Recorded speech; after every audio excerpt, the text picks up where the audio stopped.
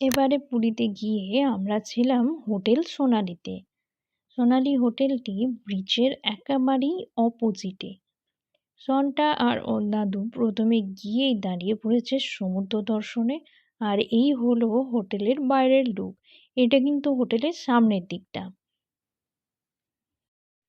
হোটেলের সামনেই রয়েছে রাস্তা, আর রাস্তা পেরোলেই রয়েছে বিচ আর সমুদ্র।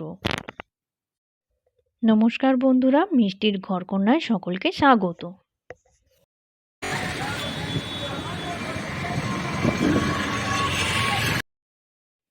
হোটেলের সামনেটা খুব সুন্দর একটা ফোয়ারা মতন রয়েছে। আর এই হোটেলের নিচেই রয়েছে কস্তুরী রেস্টুরেন্ট। এটা হলো পুরীর ব্রাঞ্চ, এছাড়াও কলকাতা এবং গুয়াহাটিতে এই রেস্টুরেন্টের ব্রাঞ্চ রয়েছে। সিঁড়ি দিয়ে উঠেই রয়েছে রিসেপশন। এখানে বসার জন্য অনেক জায়গা রয়েছে। কেউ অপেক্ষা করছে বাড়ি যাওয়ার জন্য, আর কেউ এসেছে আমাদের মতন চেক ইন করার জন্য। এখানে চেক ইন করার টাইম হলো সকাল ৮টা এবং চেক আউট করার টাইম হলো সকাল ৭টা। এখানে রুমগুলোর কার কেমন প্রাইস সেগুলো দেখিয়ে দিলাম। নন এসি আর এসি রুম দু ধরনেরই আছে, ফ্রন্ট সাইডেরও আছে, ব্যাক সাইডেরও আছে। রুম বুক করতে গেলে এদের যে ফোন নাম্বারগুলো দেয়া রয়েছে সেগুলোতে ফোন করে তারপরে মেল করতে হয়। তো আমরা করেছিলাম এদের কলকাতা অফিস থেকে। কলকাতা অফিসে ফোন করে কথা বলে তারপরে মেল আইডিতে মেল করে পেমেন্ট করে কনফার্ম হয়েছিলাম। আমরা নিয়েছিলাম দুটো রুম নন এসি, পড়েছিল ৯৫০ টাকা করে, কিন্তু জিএসটি এবং অন্যান্য ট্যাক্স দিয়ে পড়ে গেছিল ১,০৫০ করে। আমরা এখন চলেছি রুমের দিকে। এই হচ্ছে হোটেল সোনালির ব্যাক সাইডের রুমগুলো। বিশাল বড় হোটেল। ব্যাক সাইডের রুমগুলোয় যাওয়া এবং আসার জন্য আরও একটি দরজা রয়েছে। এছাড়াও ব্যাক সাইডের এই যে রাস্তাটা চলেছে, এই ডান দিকে যে ঘুরলেই সামনেই পড়বে রাস্তা, রাস্তার ওপারেই পড়বে বিচ। এই হচ্ছে হোটেল সোনালির ব্যাক সাইডের রুমগুলো। বিশাল বড় হোটেল। মাঝখানের প্লেসটাও কিন্তু বিশাল বড়, ওখানে বাচ্চারা খেলাধুলা করতে পারবে নিচে। আমরা নিয়েছিলাম হোটেল সোনালির সেকেন্ড ফ্লোরে দুটো রুম। দুটো রুমই পাশাপাশি নিয়েছিলাম নিজেদের সুবিধার জন্য। আমাদের রুম ছিল নন এসি। রুমের মধ্যে ছিল টিভি, একটা কাবার্ড, বেড, আয়না, ফ্যান,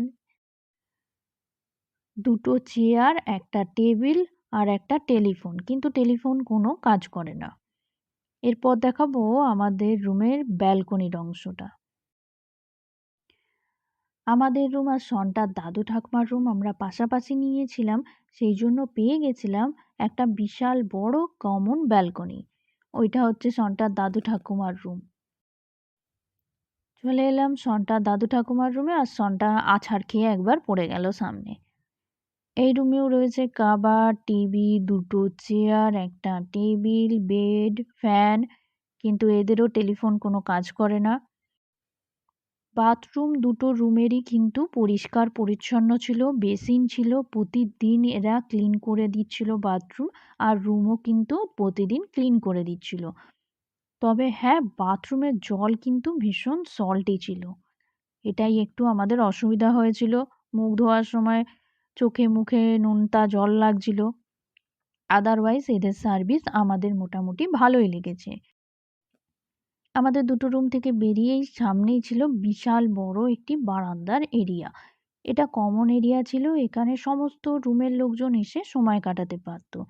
এখানে বসার জন্য ছিল সোফার ব্যবস্থা।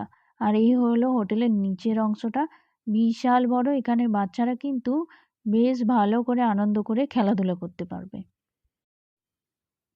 হোটেলের নিচের অংশের বড় জায়গাটিতে টবে করে প্রচুর গাছপালা লাগানো রয়েছে। এছাড়াও প্রত্যেকটা ফ্লোরের যে রেলিং দেওয়া আছে সেখানেও টবে করে প্রচুর গাছপালা লাগানো আছে, যেটা দেখতে সোনালি হোটেলকে আরও সুন্দর করছিল।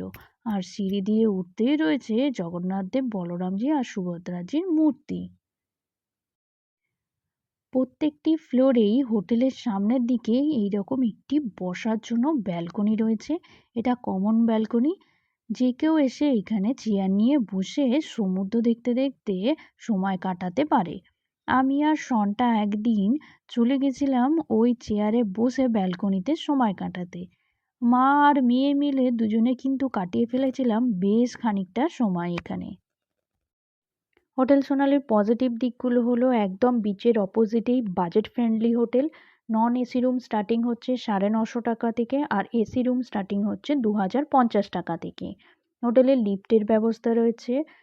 রোজ টাইম করে রুম ক্লিনিং বাথরুম ক্লিনিং হয়, এছাড়াও যখনই প্রয়োজন পড়ে বললে করে দিয়েছে।